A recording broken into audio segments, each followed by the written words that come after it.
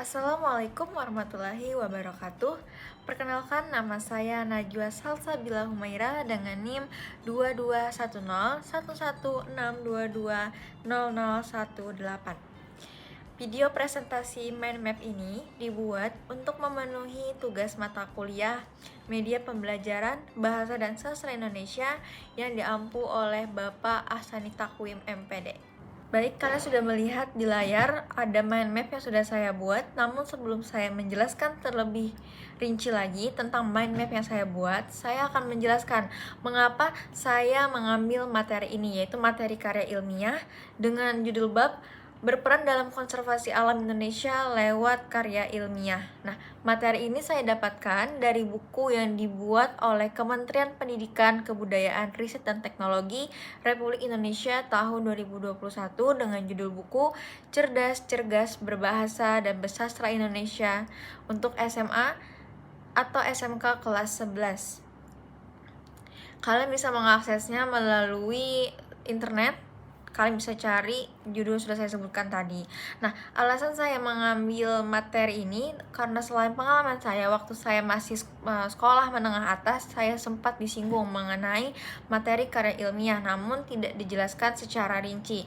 Dan sekarang di kurikulum Merdeka itu ada materi tentang karya ilmiah, dan menurut saya itu cukup sulit jika tidak ada media pembelajaran yang menjelaskan media pembelajaran sebagai sarana untuk para murid itu untuk melihat bagaimana contoh karya ilmiah dan penjelasan mengenai karya ilmiah.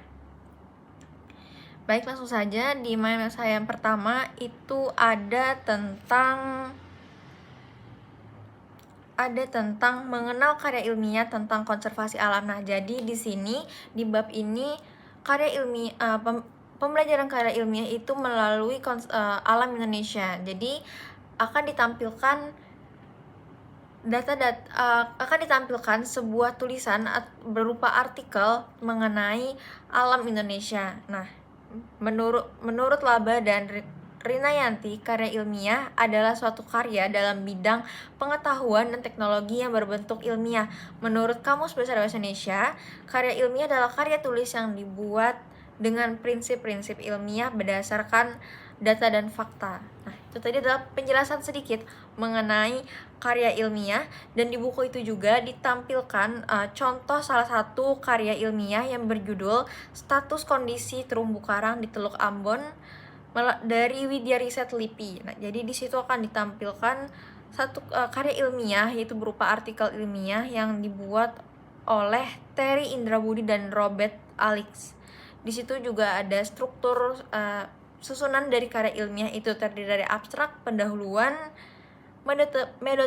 metode penelitian, hasil dan pembahasan. Itu isinya berupa penjelasan dan juga data-data mengenai terumbu karang di Indonesia. Selanjutnya kita masuk ke dan terakhir itu ada kesimpulan, ucapan terima kasih dan daftar pustaka. Dan selanjutnya kita masuk ke materi yang kedua, yaitu ada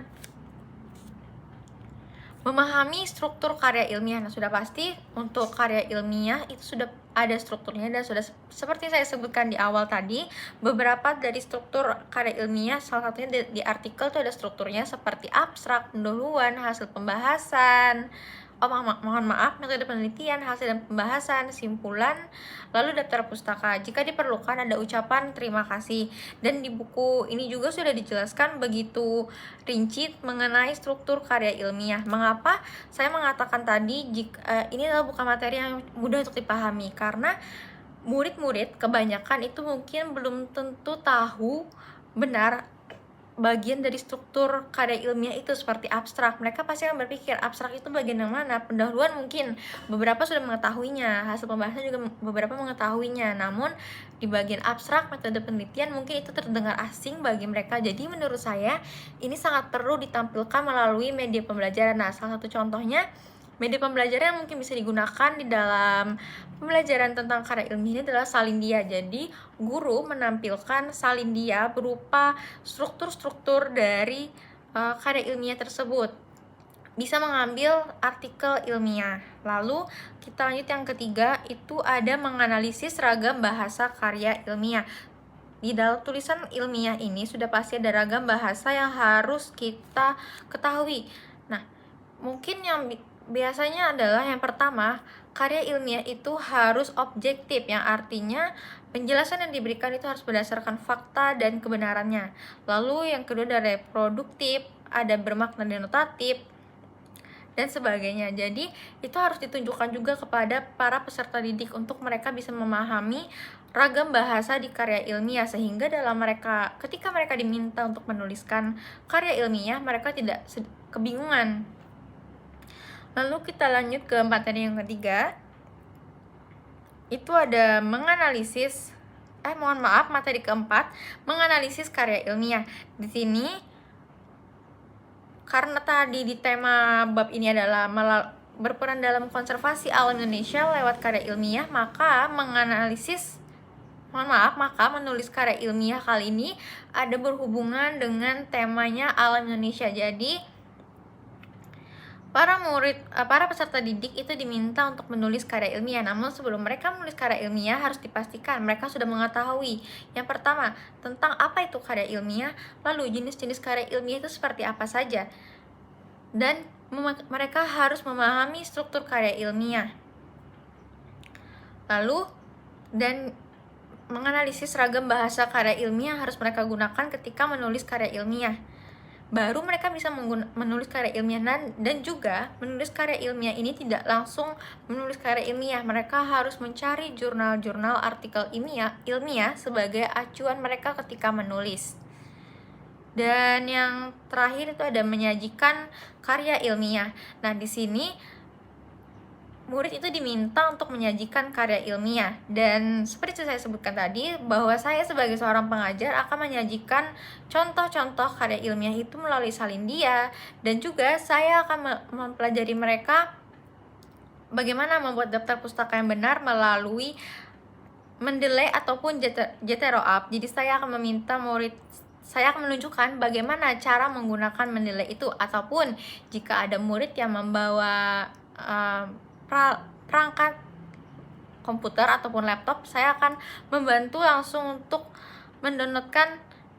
mengunduh aplikasi Mendeley sebagai cara saya membantu mereka dalam menulis karya ilmiah. Lalu untuk menyajikan karya ilmiah, saya hanya meminta murid saya itu menggunakan salindia ataupun PowerPoint sebagai presentasi mereka ketika menyajikan karya ilmiah tersebut. Namun jika tidak memungkinkan, saya akan meminta mereka untuk mengirimkan hasil karya ilmiah mereka ke perangkat saya. Nanti saya yang akan menampilkan hasil karya ilmiah mereka. Mungkin itu saja yang bisa saya sampaikan melalui presentasi mind map saya. Semoga semuanya bisa memahami apa yang saya sampaikan dan apa alasan utama saya mengatakan bahwa ini penting untuk menggunakan media pembelajaran. Sekian, terima kasih. Wassalamualaikum warahmatullahi wabarakatuh.